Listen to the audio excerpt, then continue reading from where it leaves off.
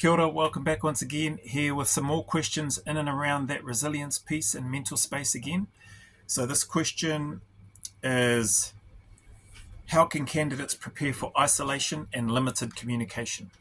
So my take on that and what worked for me, I can only speak about what worked for me in the hopes that it might resonate with somebody or other people with qualifications and degrees and far more knowledge and experience in that side of things can speak to that. But from a selection perspective for both the New Zealand SAS and the Australian SAS, really, really simple, no magic, no top secret recipe.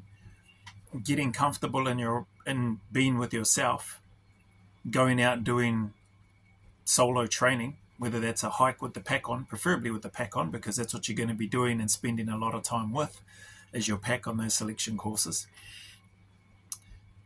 And just being comfortable, like I said, being in your own company, being in your own head. If you find it helps doing meditation, reflective practices, or whatever you might be into, then incorporate that as well. If your breathing helps you to be able to stay on task with regards to being isolated, being alone, and the lack of communication, then apply that if that works for you. Things that I would recommend that you avoid in terms of trying to get used to being isolated and lack of communication is don't take this with you. Don't take your smartphone with you. Don't even have headphones in. Don't listen to any music. Don't listen to a podcast. Don't listen to me on here. Just be in your own head, have your own thoughts, and think about what it is that you're doing and why you want to serve in the unit, if that's what you're wanting to do. That's my recommendation. No dark art or black magic about it, and hopefully that helps.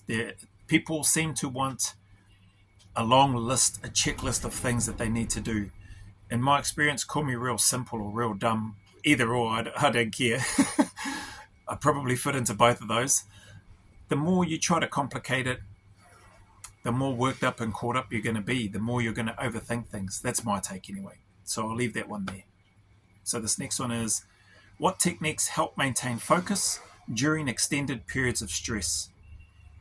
Great question.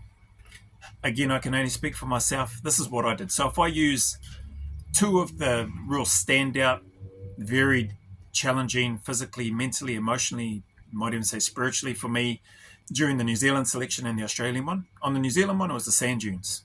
With all your kit, carrying the jerry cans.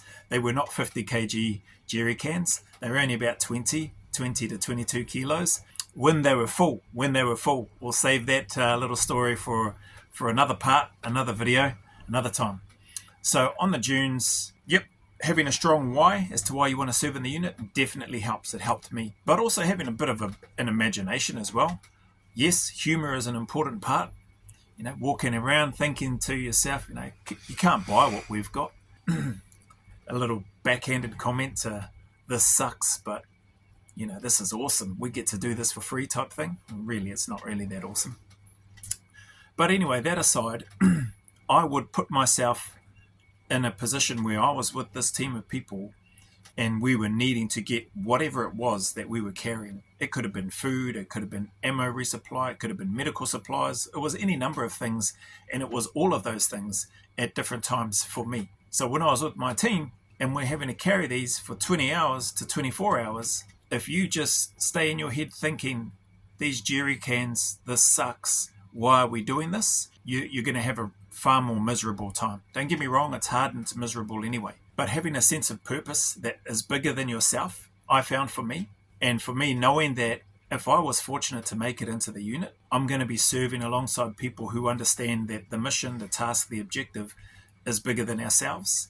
It's serving a bigger purpose, a bigger cause. And I was really aligned to that, even though I was a 20-year-old punk who didn't really know much or didn't know anything. I knew enough to know that going to serve in a unit like that is far bigger than me. And so I would have those thoughts about what I would be carrying at different times to try to get to teammates that needed this equipment or these supplies so that they could crack on, or so that we could then regroup and crack on with the next part of the mission. That's what I did. That's what I found helped me. In Australia, on Lucky Dip, I applied the same mindset. I figured I had the same success with it in New Zealand. It helped me there during a very difficult time. Dunes was one of the standout parts of it for me. The hunger and sleep deprivation are all other key elements as well, but the dunes just sort of, the timing of that was just perfect. The unit is very good at timing things. But on Lucky Dip, that was a very difficult time as well. So understanding when you're with your small group and you're carrying all this equipment through the bush and you've got to make this distance and this time and be here by this date and time, knowing that you're not going to get fed, knowing that you're not going to get a sleep, knowing that you're going to have to carry on working once you get there, you need to have a really strong why and purpose, and it needs to be bigger than you. So that's my recommendation. Those are my thoughts. It's what got me through, and that's my answer to what techniques help maintain focus during extended periods of stress.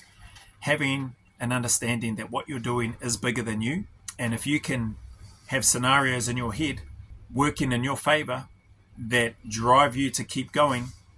So if getting to your mates at the next RV with all this equipment, whether it's medical supplies, whether it's food, whether it's ammunition, whether it's whatever you imagine it to be, with all that equipment that you're carrying, that's only going to help you. That's my humble opinion, because that's what worked for me, and I applied it both times, and both times it saw me through. Did I struggle? Did I suffer? Was I tired? Was I sore? Yes. Was I hungry? Yes. All of that stuff doesn't change. But when your purpose and your mission is bigger than you, than what you're feeling, at least in my experience, it was huge. It was massive, and it helped me navigate my way through those things. So hopefully that helps. This next question is around, how do you recover mentally from setbacks during training and or whilst on selection? Great question. Common question. How do you recover? I guess I interpret that as, how do you get over? How do you recover mentally from those setbacks? It's challenging.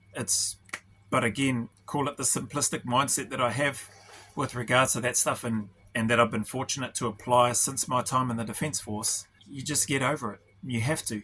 You can't continue to dwell on it. If I sat around and dwelled on the failings that I've made, heck, I wouldn't like to think where I'd be. I'd be a miserable person to be around, I can tell you that much.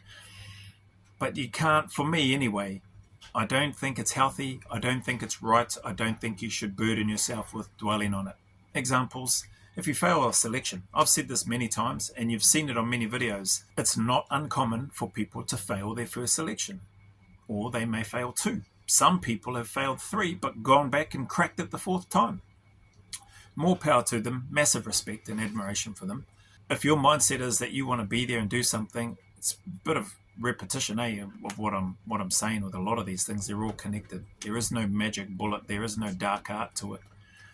But learn to let that go. Put it behind you. Take the learnings from it by all means. Okay, so if you failed selection, what did I fail on? I failed the RFL on the first day. Well, give yourself a slap around the ears for being dumb and showing up to the selection course, whereby the RFL and the 2.4 run is going to be probably the first thing that you do testing wise. And if you fail that first up, well, good job. Get on the bus RTU. Go sort yourself out. Make sure you can do all of that as well as everything else, and then come back and do it again. If you fail because you were too slow, you didn't make the distance, you didn't make the kilometers, you didn't make enough checkpoints, well, learn from that. Take the information, take the loss, and go, okay, like my mate Pohatsu, okay, he knew his legs just weren't strong enough. Legs and core, really valid points in terms of those that have made comments as well. Legs and core. But I remember Poe speaking about his legs just weren't strong enough. Mentally, he was all good, but his legs just couldn't carry him as quickly as he needed them to. So he went away and smashed it. And then he saw the result in the selection process when he was told that he can smile. So there's any number of things. You can apply these not just for selection, for anything, right? So my biggest point that I would emphasize is take the learnings, take the loss, take the learnings, and then look to apply what you can from those lessons that you've learned and improve. Go back, attack it, do it again. Don't sit around and dwell on it. Cool. Was it for that question? No, hang on. And the last part that I would say, so how do you recover mentally from setbacks? Setbacks are inevitable, eh? Like, we're going to have setbacks in a whole bunch of things. Whether it's SAS selection, whether it's time in the unit, whether it's on a different course that we're on or different courses, whether they're military or non-military, whether it's job applications. Okay? We're going to have setbacks. We're going to have light bulb moments and go, okay, well, actually, I want to do this. I'm gonna commit and go full-time hundies on this YouTube channel as an example for me. Yeah, I've put out a whole bunch of applications. I know I've got skills in all those areas. I know that I can, could, and would be a valuable member of that team, of their company or organization.